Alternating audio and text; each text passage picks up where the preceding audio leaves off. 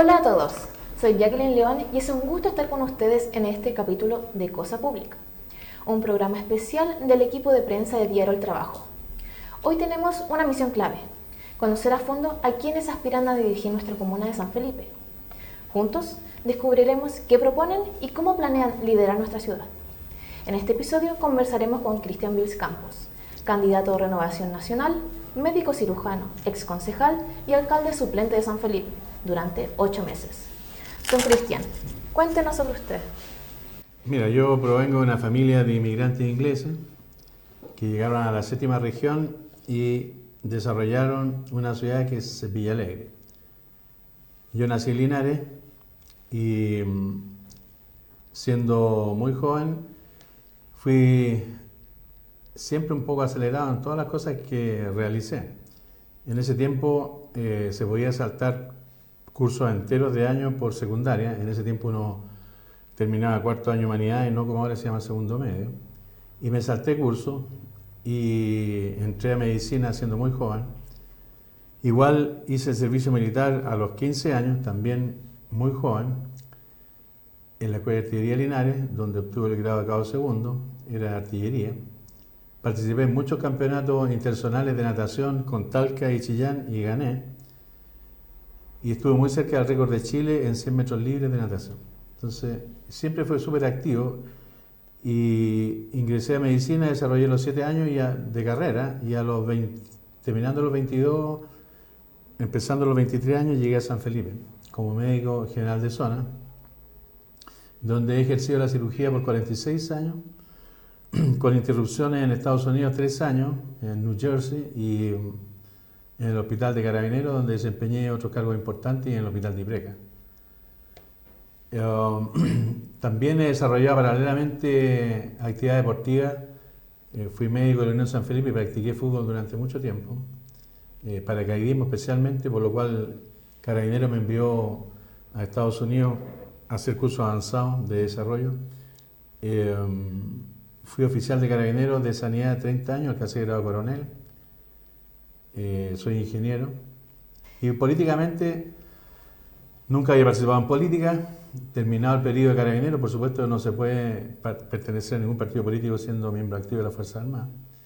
Ingresé como concejal, el último día de inscripción salí electo y durante 4 años me tocó desarrollar una labor de fiscalización muy importante y terminé siendo alcalde suplente por casi un periodo de 6 meses, que prácticamente fueron 4.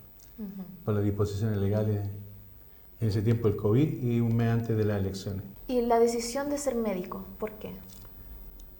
Es muy especial, muy buena la pregunta, porque a los 6 años mi madre, mi padre tenía transporte, era camionero, nunca estaba en la casa, mi madre se enfermó. Entonces yo estaba con ella y me pidió que fuera a buscar los 2 médicos conocidos de la familia y yo partí a buscarlo. Linares era una ciudad chica. Y fui a las 2 casas de los médicos y en ninguno estaban los médicos. Entonces, yo cuando volví a mi casa decía, yo tengo que ser médico para atender estas necesidades y no dejar que a mi madre le pase algo grave. Y venía con ese pensamiento fijo a los 6 años. Y cuando llego estaban los 2 médicos en la casa que habían ido a ver a mi mamá, por suerte superó el problema. Y luego un amigo médico, que era médico de la familia, me hizo ver la medicina también desde el punto de vista de habilidades, desarrollo quirúrgico, y eso fue lo que me decidió. Oiga, usted como médico en primer lugar, pasó un suceso en que usted realizó una denuncia contra 2 enfermeras y que a su vez esas enfermeras también le aplicaron una denuncia por ley Karin. Cuéntenos sobre qué fue lo que sucedió, en qué va ese proceso, al respecto. Claro, esta es una historia que se remonta al 14 de julio, cuando mi hijo, que es médico y que está de turno en el hospital de Yayay, y yo estando de turno acá en San Felipe, me avisa de que tenía un obrero agrícola que había pasado un tractor por encima de él, que estaba con una fractura de pelvis inestable, con una contusión abdominal complicada. Entonces, me lo envió y además con muy buen diagnóstico, porque realmente eso era lo que tenía. Y yo estaba esperando que llegara la ambulancia. Apenas llegó, atendí a ese paciente en el único box que estaba disponible a la entrada del servicio. Hay que entender que San Felipe, para que nos entienda el público, tiene más de 120 atenciones diarias y tiene 3 box de atención. Entonces tú entenderás que con 3 box de atención es imposible dar una fluidez a un servicio donde la mayor parte tiene que esperar que salga ese paciente que está lleno de exámenes y por lo menos va a estar ahí 1 hora, 2 horas. Entonces las esperas son de 6-7 horas. Un paciente de esta característica tiene que ser atendido en cualquier parte, incluso en el pasillo, donde sea. Y como está esa sala libre, que es de reanimación, que prácticamente se ocupa 2 o 3 veces al día con algún paciente grave, yo lo atendí en ese momento y ingreso a una enfermera con unos 5 años de experiencia, yo creo. Yo tengo 46 años en servicio de urgencia. Y me dice, usted no lo puede atender aquí. No la atienda, le prohíbo. Pero ¿cómo me va a prohibir? Le dije, sí, tengo que atender a un enfermo grave. Y estuvo 2 minutos gritándome al lado que no lo atendiera. Entonces, por supuesto, le dije, retírate porque tengo que atender al enfermo. Bueno, el enfermo creo que hasta ahora está hospitalizado, una fractura de pelvis y todo, pero evolucionó bien. Y eso quedó en el ambiente porque existía en el cuerpo de enfermería el control sobre los enfermos que llegaban en ambulancia, que tenían que ser destinados a una sala que se llamaba B, que tiene 6 camas, permanecen siempre ocupadas, y mientras no se desocupen no podían ser atendidos. En circunstancias con el enfermo que ingresa en la ambulancia porque tiene una complicación o un diagnóstico algo más complejo que un enfermo que va a consultar solamente urgencia, caminando.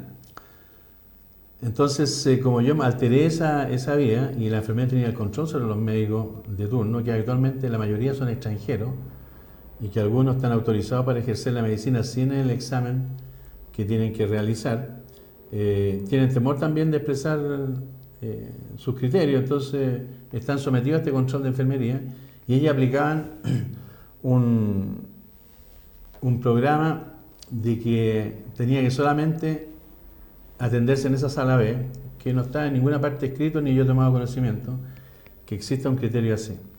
Por lo tanto, quedó en el ambiente que se había sobrepasado esta capacidad de mando que tenían técnicamente las enfermeras. Y sucedió que el día 14 de agosto hay una enferma en similares condiciones en ambulancia que traía un paciente de 27 años y está desocupado el box número 3. De estos 3 que te digo que existían, está desocupado el 3. Y yo digo, pásenlo al 3 para examinarlo, porque llevaba 1 hora esperando. Al pasar al 3, esta vez la jefa de la enfermera viene corriendo y gritando, me dice, usted no lo puede, le he prohibido que lo examine aquí en el box 3 porque yo soy la jefa de enfermera. Le dije, sí, pero yo soy el médico, lo pase. Y ella dio la orden de que no se le tomaran los signos vitales. Los signos vitales básicos, presión, temperatura y pulso. Y eso hay que incorporarlo al sistema de ficha clínica con una clave que los médicos no tenemos, solamente las enfermeras. Mientras no lo ingresan a la ficha clínica, uno no puede hacer ningún tratamiento ni diagnóstico. Hablé con el jefe de urgencia, Moncayo, que había hecho turnos conmigo hace años atrás, para que diera la orden. Dio la orden, bueno, después de 20 minutos lo pude examinar. Luego, el hospital filtró la información de que me habían aplicado una ley Karim, porque había elevado la voz. Yo tengo todos los testigos, nunca elevé la voz, solamente dije que tengo que examinarlo.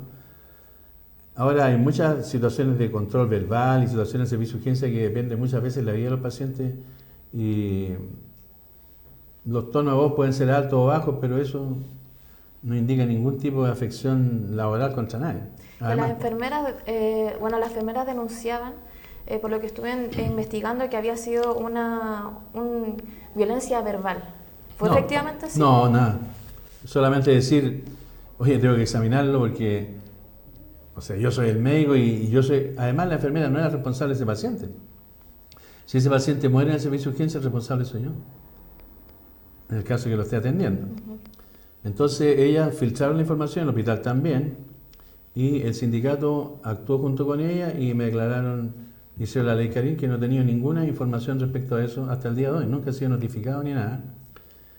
Y pero usted sí aplicó una denuncia contra yo apliqué ella. la ley Karim, pero en el hospital, y también hay que entender que el hospital a mí me tuvo fuera del servicio de urgencia 2 años y medio en forma ilegal. Yo perdí mi cargo siendo candidato a alcalde, una maniobra política de la directora del servicio, me imagino, con otro interés que había detrás que no podía saber realmente quién fue, pero me imagino. Me sacaron de servicio de urgencia 2 años y medio y me tuvieron que restituir y la Contraloría determinó que era ilegal. Entonces, a través de este proceso, en mi defensa, yo solicité al hospital mi hoja de vida. Mira, una hoja de vida que no contaba con todos los antecedentes que yo tenía. Por lo tanto, fueron sancionados a través de la Comisión de Transparencia el director del hospital con 1.800.000 pesos y la jefe personal. Además, me hicieron una investigación porque yo no concurría 2 horas en el día que yo tenía que actuar en el consejo como concejal. Y esas horas están determinadas por ley, que uno puede hacer 8 horas a la semana como concejal. Cualquier funcionario público, semipúblico, privado, tiene ese derecho. Con todos estos antecedentes, yo no iba a ir al hospital, como lo sugirió el presidente del Colegio Médico, que nunca me llamó, Fonsea, cuando yo estuve ausente o echado del hospital 2 años y medio. Entonces hizo un comentario de que yo debería haber ido a las autoridades del hospital.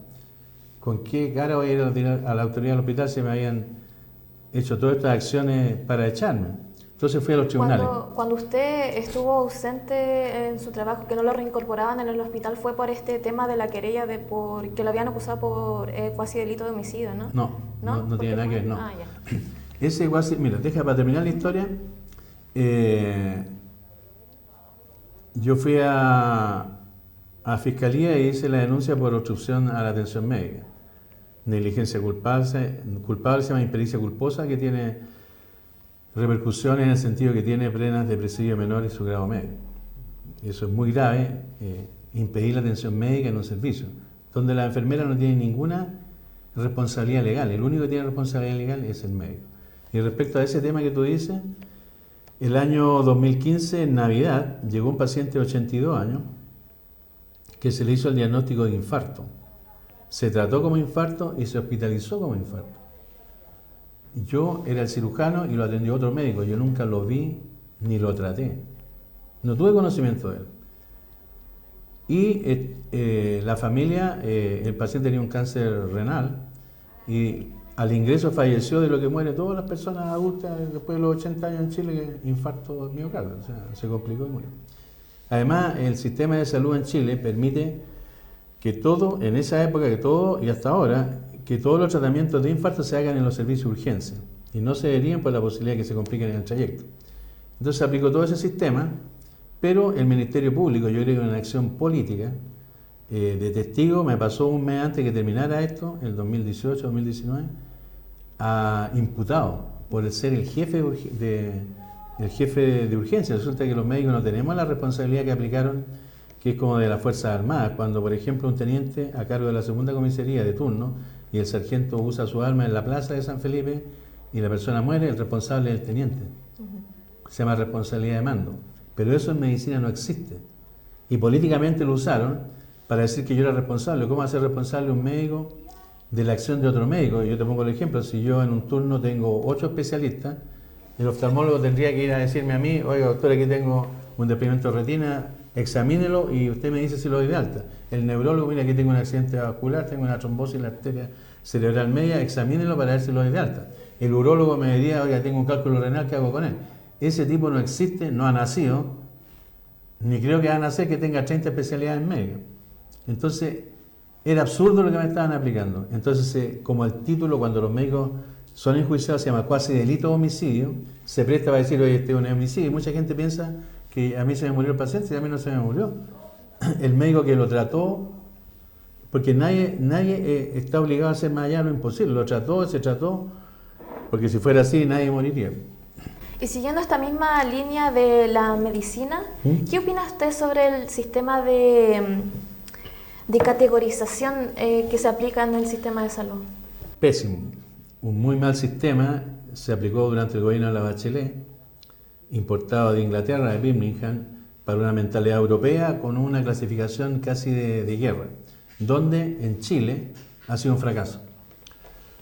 Porque a la gente le hacen esperar de acuerdo al tiempo de evolución de la enfermedad que tiene. Y esto nunca ha sido explicado ni analizado sociológicamente, ni tomado en cuenta por todos los presidentes que han pasado y han tenido indignamente a la gente sometida a esperas prolongadas, porque el sistema primario de salud no funciona.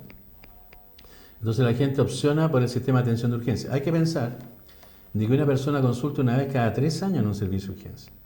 Entonces, si San Felipe tiene 100.000 personas, le corresponderían en teoría 33.000 atenciones anuales y tiene 120.000, por lo tanto, tiene 4 veces más de lo que le corresponde y eso es en todo Chile igual. Entonces la gente no confía en la atención primaria y el Estado sigue invirtiendo mucho dinero en la atención primaria municipal y va a los servicios de urgencia. Entonces, para detener este flujo, empezaron a clasificar diciendo cuánto tiempo lleva enfermo.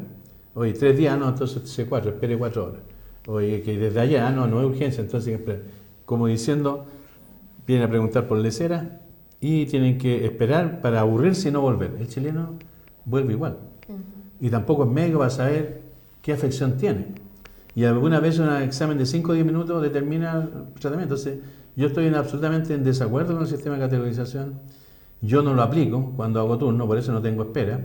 Y cuando me han llamado al director a preguntarme por qué no tengo espera, por qué no aplico el sistema. Pero significa trabajar más, activar más, y el sistema también hace que la flojeritis se haga presente, en el sentido de decir, oye, veamos la televisión, tomamos un café y no atendamos, porque hay gente espera que vienen por lesera.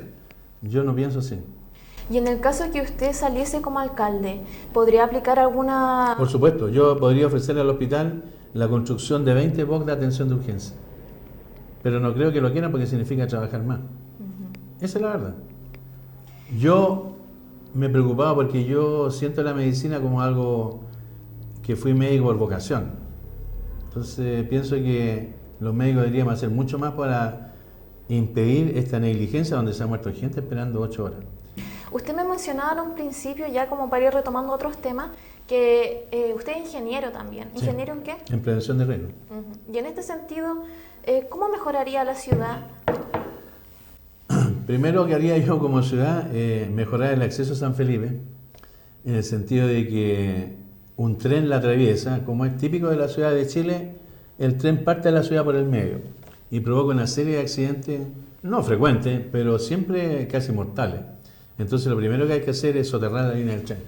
Eso yo tuve un proyecto que lo dejó en stand-by acá en la nueva administración, de hacer un túnel, un paso túnel, o pasa por arriba o pasa por abajo, pero no estar pendiente cada vez que uno ingresa a San Felipe observando si viene el tren o no.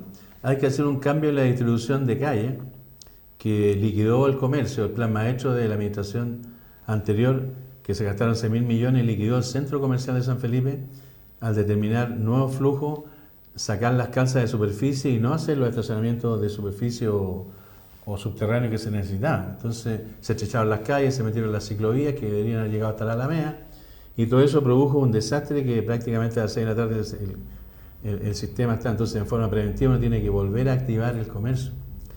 El sistema preventivo de la escasez de mano de obra hay que implementar muchos factores que inciden en que no haya mano de obra. Se han ido las principales empresas, hay que activar desarrollo tecnológico, hay que crear comisiones de empatía con otras zonas para activar el comercio. El comercio a través de los transatlánticos que llegan a Valparaíso también tiene que tener un recorrido por San Felipe.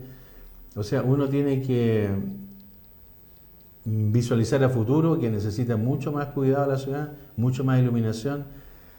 Necesita también en forma preventiva muchas áreas de actividad física para los jóvenes que no existen, teniendo muy buenos deportistas innatos. Áreas de descanso para la ciudadanía no existen, donde hay un parque donde puedan ir un sábado o domingo. O sea, si tú miras de la parte de desarrollo, de infraestructura tecnológica y todo, hay que potenciar el diseño industrial para que desarrolle tecnología de acuerdo a la minería. Entonces, hay muchos campos que uno puede desarrollar en una ciudad pensando a largo plazo. Entonces, ¿usted considera reacomodar a San Felipe para que no sea una ciudad dormitorio? Exactamente. Y pensando también en las comunicaciones, porque el plan Transantiago determina un gasto de 6.000 millones de dólares a Chile, que es un plan que tiene un 30% de evasión, y el Congreso, una de las pocas cosas buenas que ha hecho, sacó una ley que se llama Plan Espejo, que determina que una cantidad de esos dólares vayan a la provincia a proyectos de obras públicas. Hay 800 millones de dólares sin utilizar, y uno de esos proyectos sería volver a tener un tren entre Putaendo y San Felipe, un tren eléctrico, porque antes tuvo uno, y de Purimón también a San Felipe para activar todo lo que es el desarrollo turístico de esa área que está muy abandonada.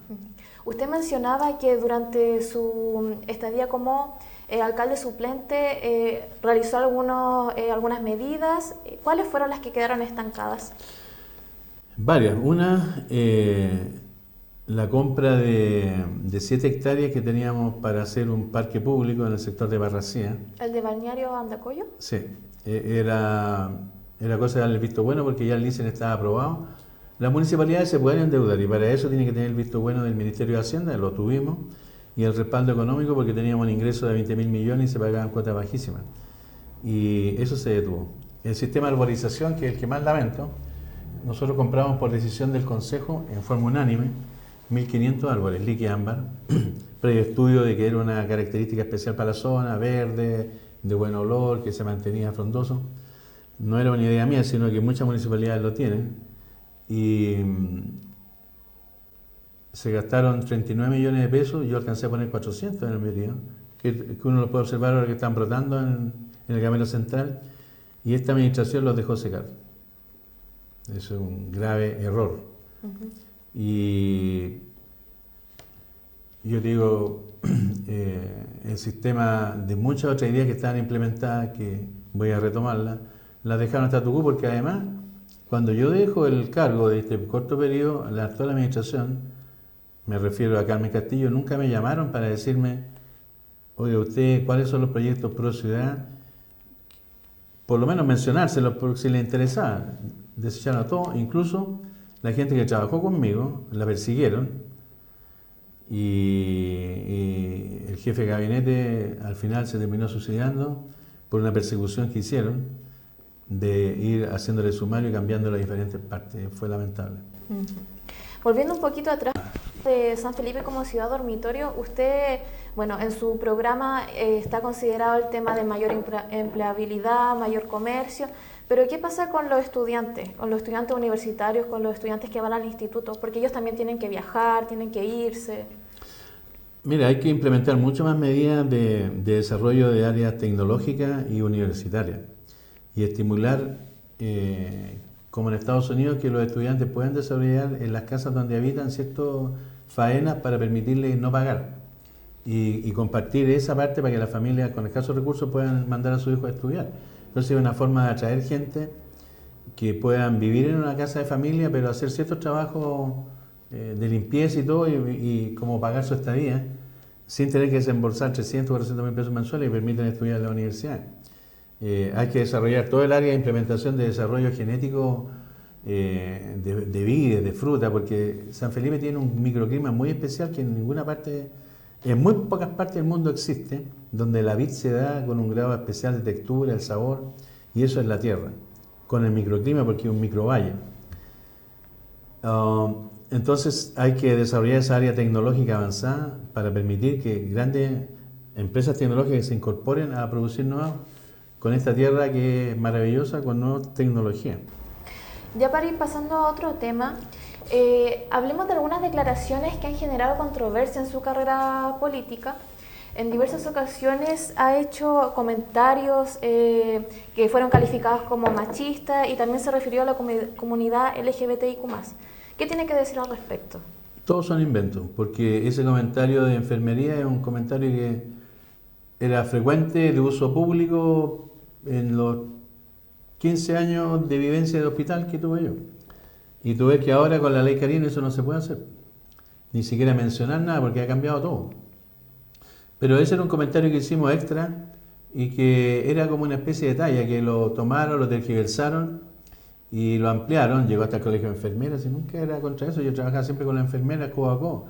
Entonces se politilizó el sistema de una forma absurda. Y con el LGTB un invento también, porque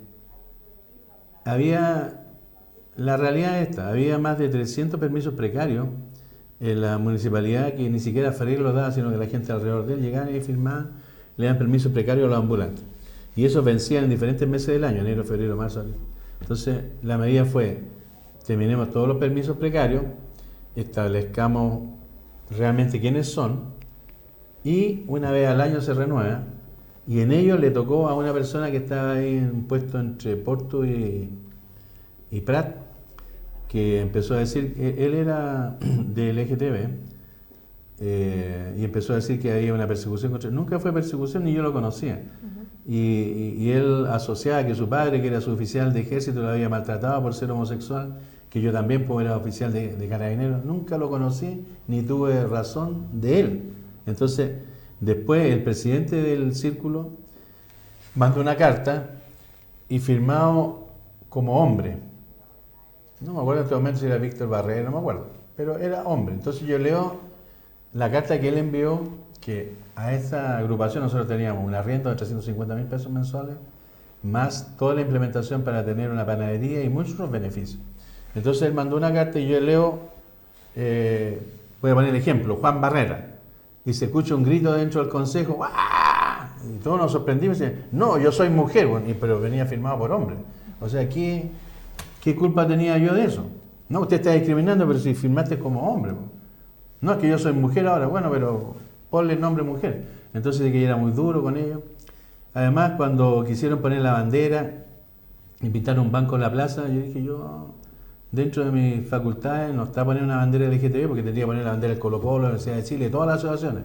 Y menos pintar un banco en la plaza porque la gente esté de acuerdo o no, pero bajo mi mandato no. Pero fue tanta la insistencia que infiltraron políticamente esta asociación de LGTB que llamé yo al presidente nacional de esta asociación. Y vino a conversar conmigo, Rolando Jiménez. Y me dijo, mire doctor, yo le agradezco... Móvil H, ¿cierto? Sí, yo le agradezco esta conversación porque yo soy un dirigente político y aquí hay infiltración de izquierda por fines políticos que han utilizado esta asociación.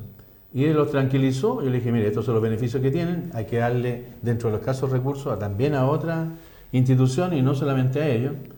Y la verdad es que no tuve ningún problema, o sea, estos son otros inventos que arman para hacer que la imagen de uno no sea la que es, básicamente. En el año 2021 también ocurrió otro hecho que fue bastante polémico, que fue el de la cachetada. Yeah. Sobre esto, ¿lo volvería a hacer? Es que todo se tergiversó. El tipo no estaba vendiendo chicle ni helado en la plaza, estaba destruyendo la pileta. Eso a nadie le interesó.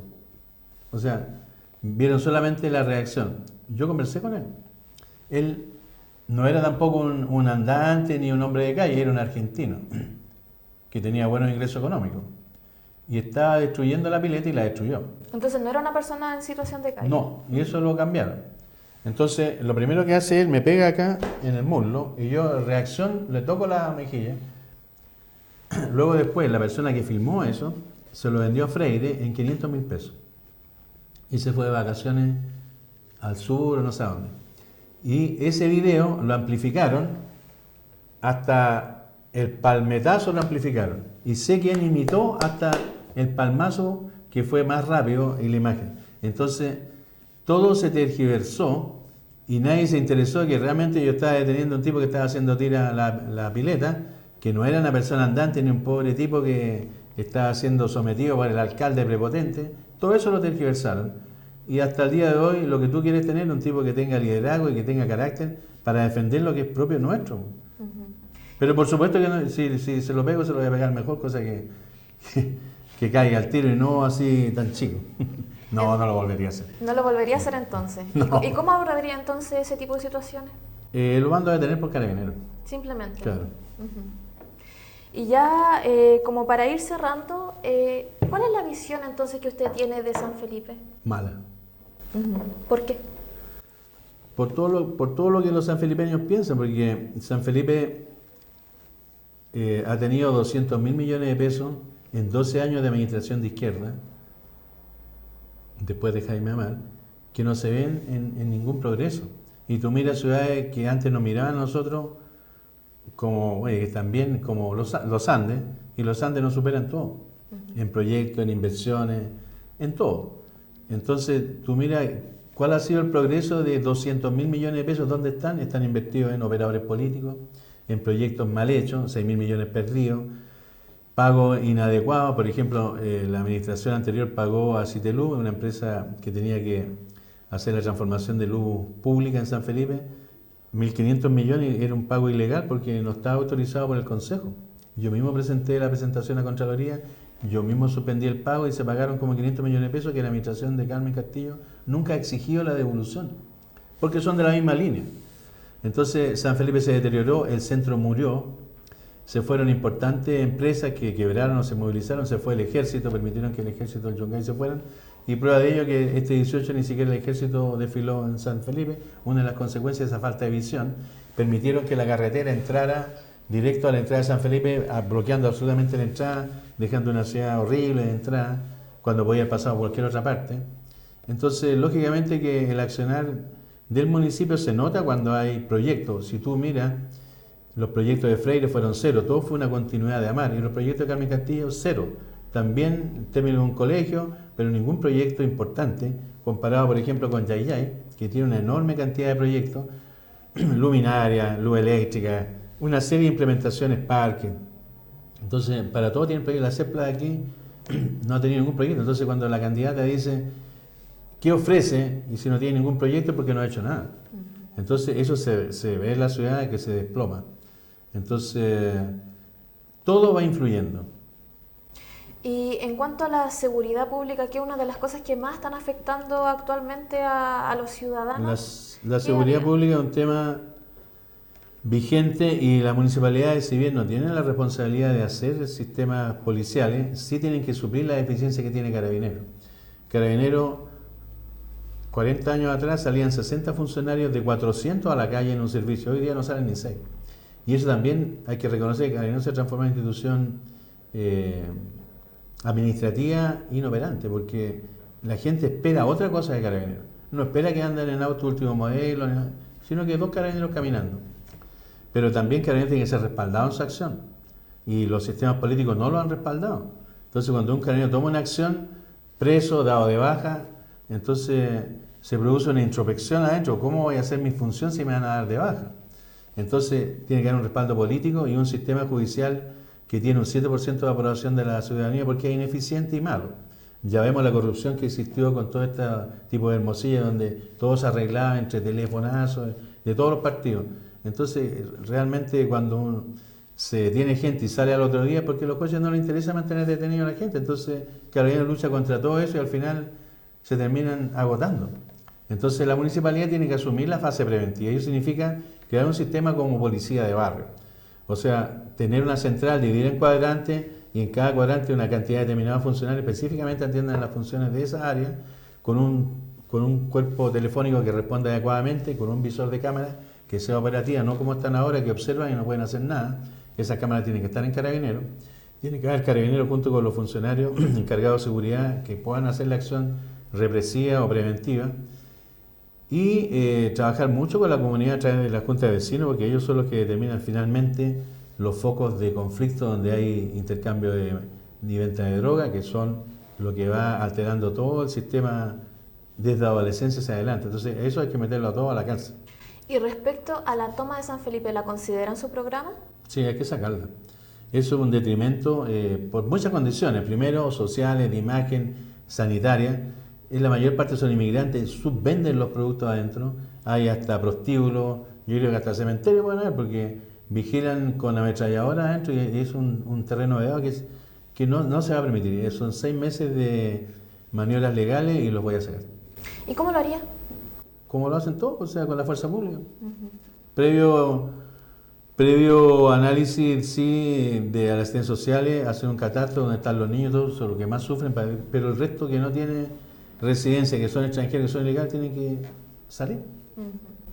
Y ya para cerrar esta entrevista, ¿cuáles son sus ejes en el programa?